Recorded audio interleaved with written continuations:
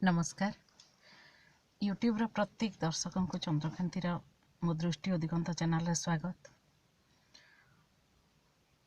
आज मोर मान video topic होची माने यौथ परिवार विषय में किछि कहिबी। यौथ परिवार कहले आपण माने समस्ते जानती। अवश्य यही यौथ परिवार माने वर्तमान ताहा यौथ परिवार वर्तमान प्रायतः नहीं कहले चले। समाज रो धीरे धीरे यौथ परिवार मूल्यबोध अपसरी जाउछि। हुए तो निज पिलान को पढ़ेबा पई हो किंबा माने एका एका एका रही किरी माने काम कम पड़िबो बोली भाबी अनेक कौन करछंती सहराभिमुखी होचंती। गाँव रे रहिबा पई बा एकाठी समस्ते मिलीमिशि रहिबा पई चाहू नाहंती। सेति पई ए यौथ परिवार धीरे धीरे भांगी पड़ुछि। यौथ परिवार कहले माने गोटे परिवार रे समस्ते सबु भाई बापा माँ भाई तांकर पुओ झियो अजा पिउसी आई एमते समस्ते माने गोटे स्थान रे जो संघबद्ध ही रहंती गोटे परिवार रे मिलीमिशि रहंती ताकू कहा जाए यौथ परिवार। आम समस्ते जानिछु किंतु वर्तमान तो प्रायतः यह नहीं। अनेक पसंद भी करती ना यौथ परिवार को, किंतु यौथ परिवार रो मूल्य से माने ही बुझिबे जो माने यौथ परिवार रे रही चंती। मते भारी भल लागे यौथ परिवार कारण यौथ परिवार कौन जो माने सेठारे रही चंती आउ सबु सुविधा सुयोग पाई चंती मिलीमिशि रही किभली सबु परिस्थितिर सम्मुखीन हेबाकू हुए आउ सबु परिस्थितिर मुकाबिला किपरि करा जाए ताहा यौथ परिवार रे रहितिबा व्यक्ति ही प्रकृत रे जानि पारे। मु एई माने आमे जेतेबेले भिन्ने हेलु आमे 5 भाई आमे जेतेबेले भिन्ने हेलु मते मु टिके माने मते बहुत भल लगे समस्त सारे मिलीमिशि रहिबा पई आउ एकाकी मोटे पसंद करेनी। अवश्य आमर जो माने भाई भाग पड़ीथिला जगह आम ठीक पुराना घर सामना रे जो घरे आम मो भाई के आसतिली से घर सामना रे आमर भाई भाग पड़ीथिला। सेठी आमे घर तयारी कलु आउ घर तयारी कला परे सेठी को जेतेबेले जिबा पई माने समय आसिला घर प्रतिष्ठा करागला गृह प्रवेश हैला आउ सेठी को जिबा पई जेतेबेले समय आसिला सेतेबेले माने मु एते कांदी थिली आपण माने विश्वास करि परिबेनी।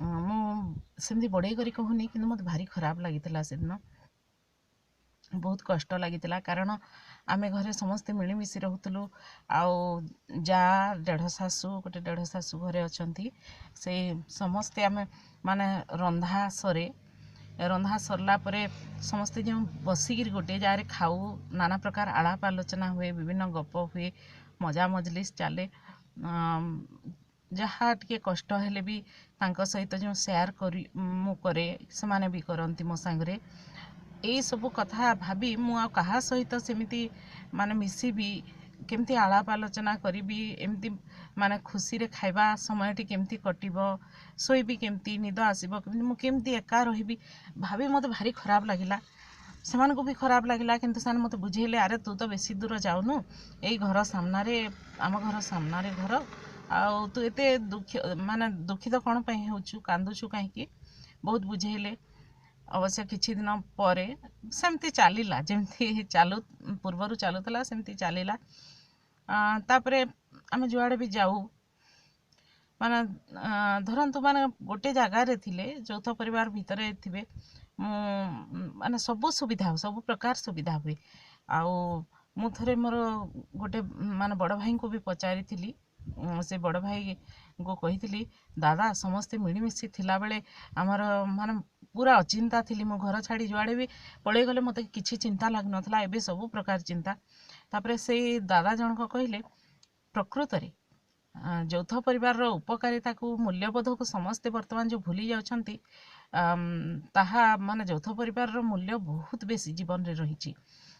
କାରଣ ସେ କହିଲେ ମାନେ ଲୁଗାଟିଏ ବି ଯଦି ଆମେ ଏକାକି ଥିବା ଗୋଟେ ଘରେ ମାନେ ଖରାରେ ଲୁଗା ଶୁଖେଇ ଦେଇକିରି କେଉଁ ଗାଁକୁ ଧରନ୍ତୁ କିଛି ମାନେ ଆବଶ୍ୟକତା ପାଇଁ ଚାଲି ଯାଇଛୁ, କେଉଁ ବାହାଘର ବ୍ରତଘର ହେଲା କିମ୍ବା ଅନ୍ୟ କୌଣସି କାମ ପାଇଁ ଧରନ୍ତୁ ଚାଲି ଯାଇଛୁ, ଆଉ ବର୍ଷା ଯଦି ଅକସ୍ମାତ ହେଇଯାଏ ତାହେଲେ ସେ ଲୁଗାକୁ ଆଣିକିରି ଘରେ କିଏ ରଖିବ?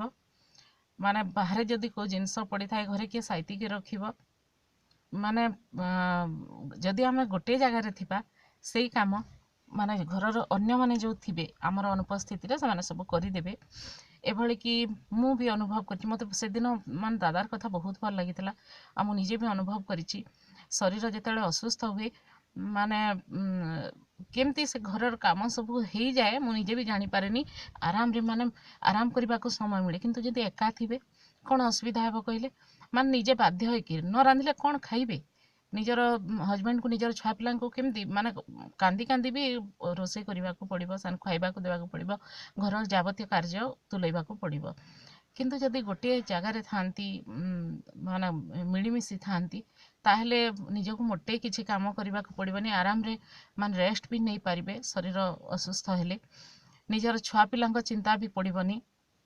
ତାପରେ ସବୁ ପ୍ରକାର ବିପଦ ଆପଦରେ ମଧ୍ୟ ଯୌଥ ପରିବାରରେ ଥିଲେ ହିଁ ସହାୟତା ମିଳିଥାଏ।